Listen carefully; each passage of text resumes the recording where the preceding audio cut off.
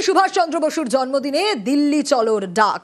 কেন্দ্রের বিরুদ্ধে সুর চড়িয়ে দিল্লি চলোর ডাক দিলেন মমতা বন্দ্যোপাধ্যায়।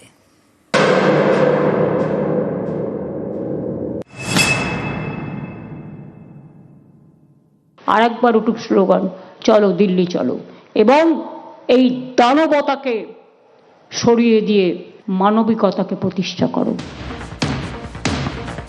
নেতাজি সুভাষচন্দ্র বসুর জন্মজয়ন্তী, রেড রোডের সুভাষ স্মরণ।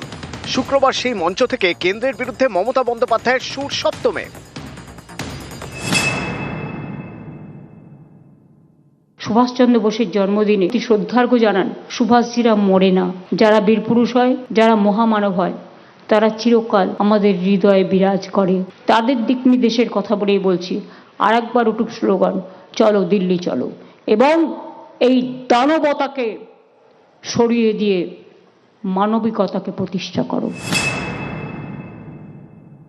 স্বাধীনতার যে স্বপ্ন নেতাজি সুভাষচন্দ্র বোস, গান্ধীজি থেকে শুরু করে কবির ভাষায় রবীন্দ্রনাথ ঠাকুর, কখনো নজরুল ইসলাম, কখনো সংবিধান রচয়িতা কমিটির চেয়ারম্যান বাবা সাহেব আম্বেদকর, যারা স্বপ্ন দেখেছিলেন, আজকে তাদের স্বপ্ন ভেঙে টুকরো টুকরো হয়ে যাচ্ছে। নিজেদের ইতিহাস চাপিয়ে দেওয়া হচ্ছে, যার সাথে দেশের ইতিহাসের কোনো সম্পর্ক নেই। পদে পদে সেই সংবিধানকে লাঞ্ছিত করা হচ্ছে।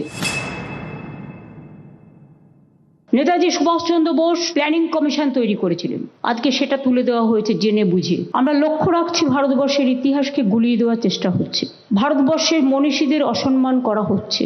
সে মহাত্মা গান্ধীজি হোক, বিশ্বকবি রবীন্দ্রনাথ ঠাকুরই হোক, নেতাজি সুভাষচন্দ্র বোসই হোক, বাবা সাহেব আম্বেদকরই হোক, ঈশ্বরচন্দ্র বিদ্যাসাগরই হোক, রাজা রামমোহন রায় হোক, একটা অসম্মান, একটা অসহিষ্ণুতা, একটা অরুচিকর কথাবার্তা, ভাষার প্রতি অসম্মান। বাংলা কি সব মেনে নেবে?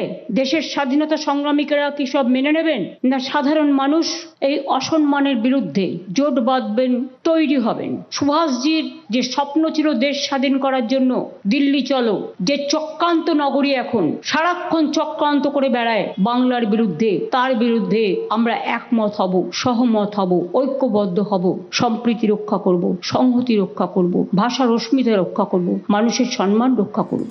সুভাষচন্দ্র বসুকে শ্রদ্ধা জানিয়ে এদিন সোশ্যাল মিডিয়াতেও পোস্ট করেন মমতা বন্দ্যোপাধ্যায়।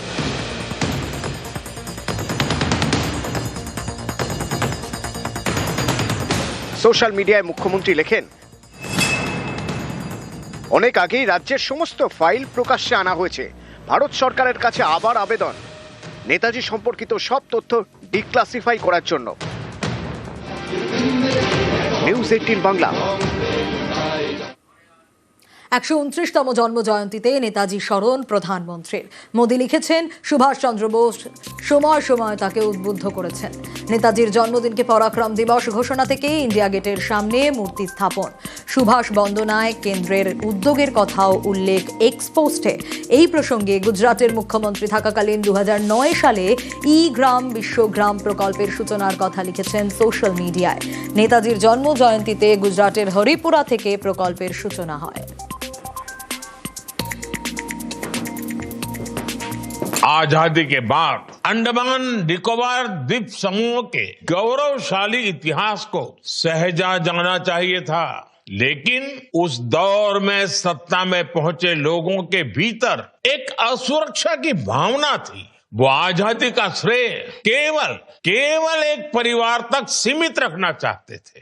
अंडमान निकोबार को भी गुलामी की पहचान से जुड़ा रहने दिया गया। हमने इतिहास के इस अन्याय को खत्म किया। पोर्ट ब्लेयर आज श्री विजयपुरम बन चुका है। ये नया नाम नेताजी की विजय की याद दिलाती है। दूसरे अन्य द्वीपों के नाम भी स्वराज द्वीप, शहीद द्वीप और सुभाष द्वीप रखे गए। नेताजी के इस विजन से आज की पीढ़ी को परिचित कराना हम सभी का दायित्व है, और मुझे खुशी है कि हमारी सरकार इस दायित्व को बखूबी निभा रही है।